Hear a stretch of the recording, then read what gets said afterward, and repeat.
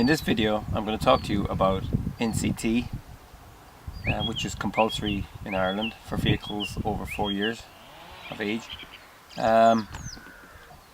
People dread NCT. It's like, oh, you know, it's like this death sentence for your car. Well, it needn't be like that.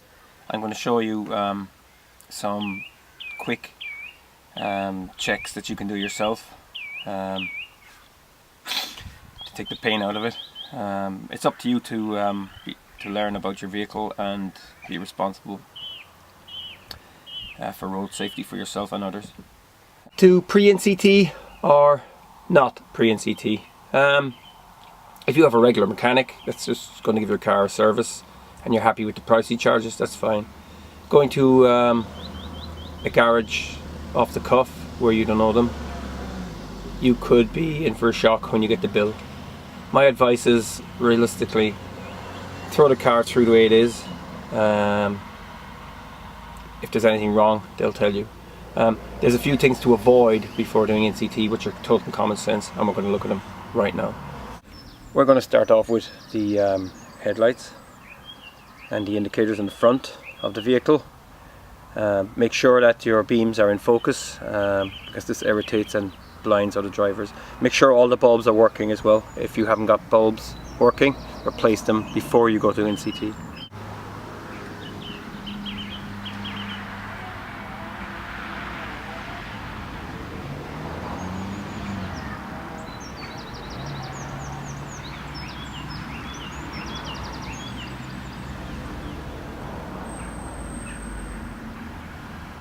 Before we look at the rear lighting configuration, make sure that your rear number plate bulbs are working.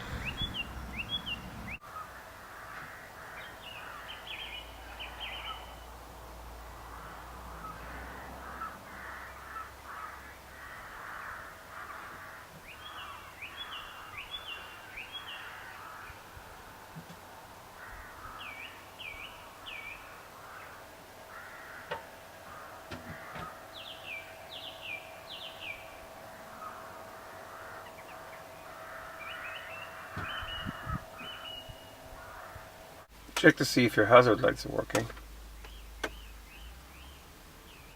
These also double up as your side indicators and main indicators.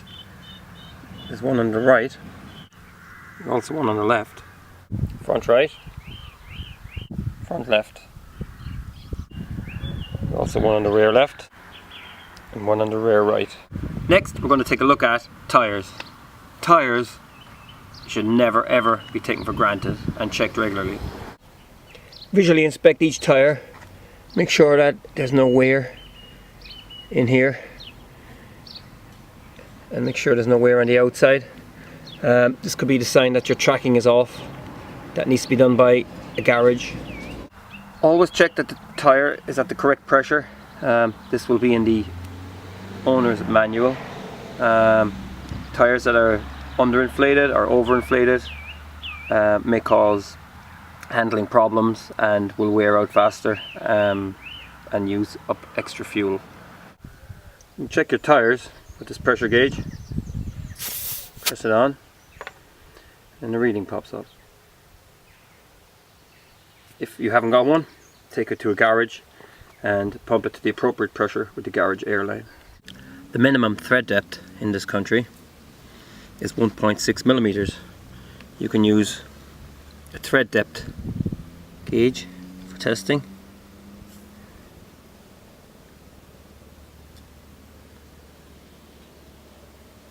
If your tyre is completely bald, well then you'll fail the NCT.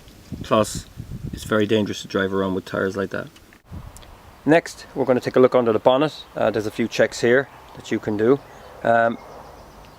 If you look at any owner's manual, there's checks that should be carried out once a week, especially when it comes to fluids, water and oil. Don't be overwhelmed if you've never seen what's under the bonnet. You know, people take cars for granted, they're driving them every day. It's good to know a little bit about simple maintenance. This is called a dipstick, and this lets you know how much oil is in the engine.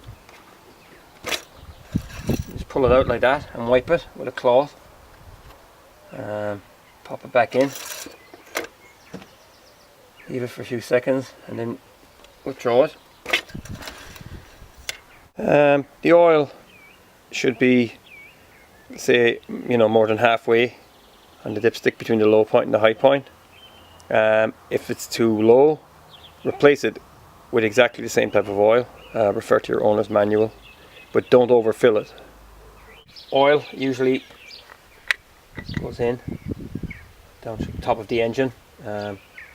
They're different in every vehicle, but usually a picture of an oil can on the cap. Make sure you tighten the cap after you're finished. Clutch and brake fluid. Again, that's a weekly check. Have a look in the reservoir. Make sure it's in between the 2 points. If it's low, refill it with the right type. Power steering fluid. Again, that can be checked. There's a little mark on the needle, call it. It's another weekly check.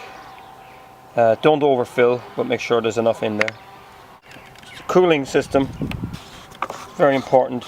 Never ever open it when the car is after being running. You risk scalding yourself. Again, there's marks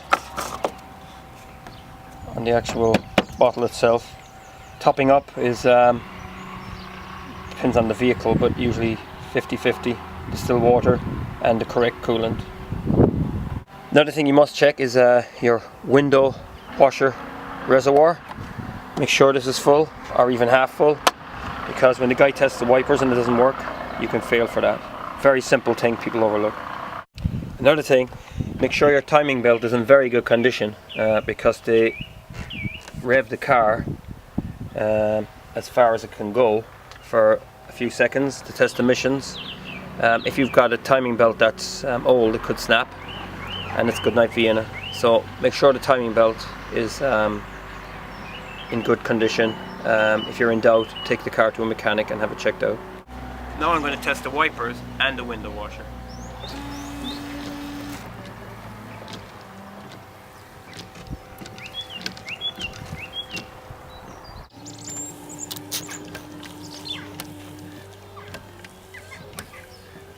Make sure that the mirrors are okay, and that the covers aren't cracked, and that the glass isn't cracked. Make sure they're clean. Also make sure your spare wheel and jack are where they should be. Make sure that the fuel filler cap is working correctly. There are different types with different manufacturers.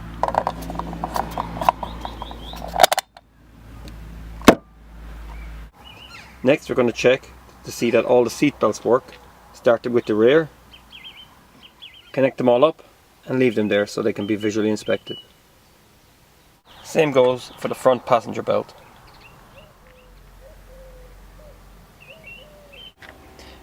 Visually check the driver belt. This will probably have more wear than all the others put together. Check the instrument panel. Make sure that there's not any lights staying on, like engine management and airbag warning lights. These will have to be sorted out. Check the handbrake or the parking brake. Make sure it holds the car. If it doesn't, you'll have to get that sorted out first. Don't be afraid to check your horn. Also, make sure the doors open and close properly. Check all your doors. Make sure they don't get stuck or snag. Make sure your number plate isn't cracked, and make sure it's got the